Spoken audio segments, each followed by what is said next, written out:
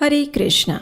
अक्षय तृतीया, जिसे अक्षय तीज के नाम से भी जाना जाता है, ये वैशाख मास के शुक्ल पक्ष की तीसरी तिथि को मनाई जाती है। इस दिन को धार्मिक, आध्यात्मिक और खगोलीय दृष्टि से अत्यंत शुभ माना गया है, क्योंकि इस दिन किया गया कोई भी कार्य या दान नष्ट नहीं होता। जी हाँ, परम भगवान श्री कृष्ण भगवत गीता में कहते हैं ना कि दुखालयम अशाश्वतम, यानी ये भौतिक संसार दुखों का सागर है और अशाश्वत है, यानी एक दिन वो नष्ट हो जाएगा। तो फिर इस दिन किया गया दान कभी नष्ट क्यों नहीं होता? चलिए देखते हैं। इस अशाश्वत संसार में एक विशेष दिन ऐसा भी आता है जिस दिन किया गया कोई भी पुण्य कार्य शाश्वत बना रहता है, और ये विशेष दिन है वैशाख मास के शुक्ल पक्ष की तृतीया का दिन, यानी अक्षय तृतीया। इस दिन को वर्ष में सबसे पवित्र और मंगलमय दिनों में से एक माना जाता है, जिस दिन आप बिना कोई भी मुहूर्त निकाले किसी भी समय कोई भी शुभ कार्य कर सकते हैं। इस दिन दिया गया दान, इस दिन किया गया भगवान के पवित्र नामों का जप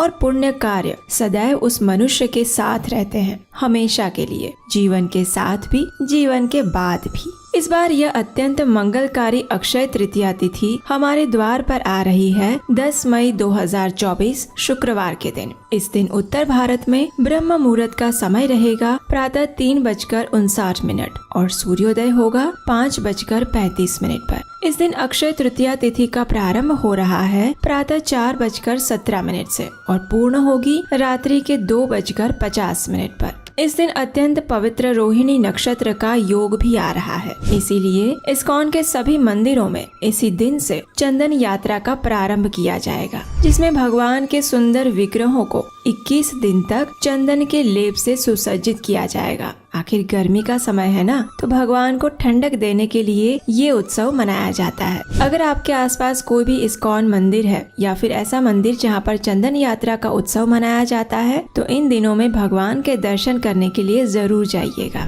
अब देखिए, हमारे धर्म में किसी भी पवित्र दिन या त्योहार की तारीख उसकी तिथि के अनुसार निर्धारित की जाती है, और ये तिथि निर्धारित होती है ब्रह्मांड में सूर्य, चंद्र और विभिन्न ग्रहों की गति के अनुसार। सूर्योदय का समय भी इसमें महत्वपूर्ण होता है। इसके उपरांत ये भी संभव है कि स्थान और नियम के अनुसार इसकी गणना अलग अलग तरीके से भी की गई हो, और इस वजह से भी अक्षय तृतीया की तारीख में भेद आ रहा हो। हालांकि इस बार पूरे देश में ये त्योहार 10 मई को मनाया जा रहा है, लेकिन कुछ राज्यों में मुहूर्त समय अलग अलग है, जैसे कि आप अपने स्क्रीन पर अभी देख सकते हैं। इस प्रकार अक्षय तृतीया के लिए आप अपने स्थानिक समय और कैलेंडर को चेक कर सकते हैं, और उस दिन आप अपनी क्षमता के अनुसार कोई भी शुभ कार्य, दान, पूजा, पुण्य कार्य कर सकते हैं। अक्षय तृतीया का दिन न सिर्फ आपको भौतिक सुख, समृद्धि, संपत्ति ही प्रदान करता है, अपितु अगर आप अपनी भक्ति की संपत्ति में भी वृद्धि करना चाहते हैं तो ये सबसे अधिक मंगल दिन है। इस दिन अधिक से अधिक हरे कृष्ण महामंत्र का जप करना चाहिए। इस दिन किया गया भगवान के हरे कृष्ण महामंत्र का एक जप हजारों गुना अधिक फल प्रदान करता है, और उसका फल सदैव उस मनुष्य के साथ रहता है। इस दिन अगर आप कोई दान या पुण्य भी करते हैं तो उसका भी फल शाश्वत काल तक आपके साथ रहता है। अक्षय तृतीया का इतिहास पृथ्वी की उत्पत्ति जितना प्राचीन है। ये वही दिन है जब त्रेता युग का प्रारंभ हुआ था। त्रेता युग का मुख्य धर्म यानी यज्ञ, होम, हवन इत्यादि में सबसे महत्वपूर्ण सामग्री होती है जौ, और उसकी उत्पत्ति अक्षय तृतीया के दिन हुई थी। अक्षय तृतीया के दिन ही परम पवित्र गंगा नदी भगवान श्री हरि के चरण कमलों से निकलकर शिव जी की जटाओं से होते हुए इस धरातल पर प्रकट हुई थी। इसलिए गंगा देवी का प्राकट्य दिवस भी अक्षय तृतीया ही है। इस दिन अगर संभव है तो व्यक्ति को गंगा नदी में स्नान करना चाहिए, और अगर आपके लिए ये संभव ना हो तो घर में गंगा जल से स्नान करना चाहिए, अथवा स्नान के पानी में गंगा जल की बूंदें डालकर स्नान अवश्य करना चाहिए। इस दिन संपूर्ण पृथ्वी को पवित्र करने वाली गंगा नदी के प्रति हमें अपनी कृतज्ञता व्यक्त करनी चाहिए। अक्षय तृतीया के दिन भगवान श्री विष्णु के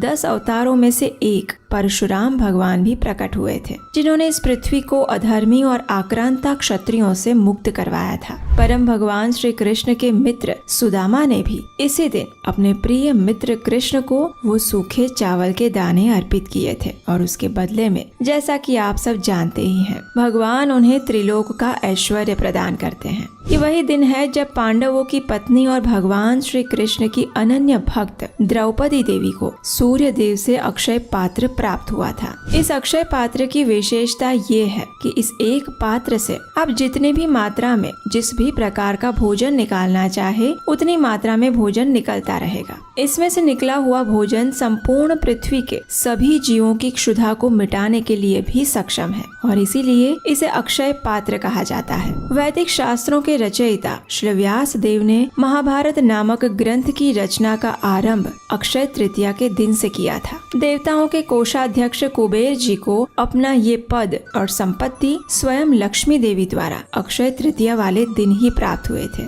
और माता अन्नपूर्णा का आविर्भाव भी इसी दिन हुआ था। वैदिक ज्योतिषी भी अक्षय तृतीया को सभी अशुभ प्रभावों से मुक्त एक अत्यंत शुभ दिन मानते हैं। हिंदू चुनावी ज्योतिष के अनुसार 3 चंद्र दिवस, युगादि, अक्षय तृतीया और विजयदशमी को किसी भी शुभ कार्य को शुरू करने या करते रहने के लिए किसी मुहूर्त की आवश्यकता नहीं होती, क्योंकि ये दिन सभी अशुभ प्रभावों से मुक्त होते हैं और आप कोई भी शुभ कार्य किसी भी समय पर कर सकते हैं। जैन धर्म के लिए भी अक्षय तृतीया अत्यंत विशेष महत्व रखता है, क्योंकि जैन धर्म के सर्वप्रथम तीर्थंकर ऋषभ देव ने आज ही के दिन अपने 1 वर्ष के उपवास का पारण किया था, इसलिए वे इस दिन को वर्षी तप के नाम से भी मनाते हैं। अक्षय तृतीया को अखा तीज के नाम से भी जाना जाता है। इस दिन अधिक से अधिक हरे कृष्ण महामंत्र का जप करना चाहिए। अपनी क्षमता अनुसार कुछ न कुछ दान भी अवश्य देना चाहिए और इस दिन किया गया तप भी व्यक्ति को अक्षय फल प्रदान करता है। इस दिन जो भी व्यक्ति अन्न का दान, वस्त्र का दान, लक्ष्मी का दान या फिर ज्ञान का दान करता है, उसे अनंत काल तक परम भगवान की विशेष कृपा प्राप्त होती है।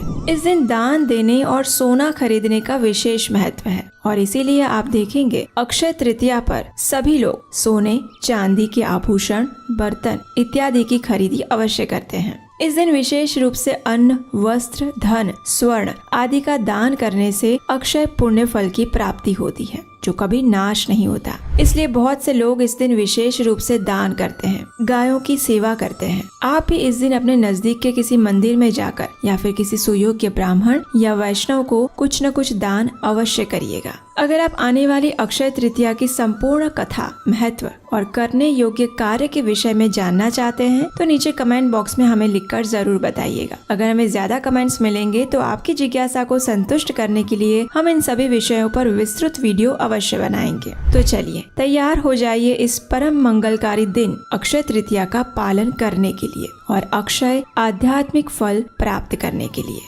हरे कृष्णा।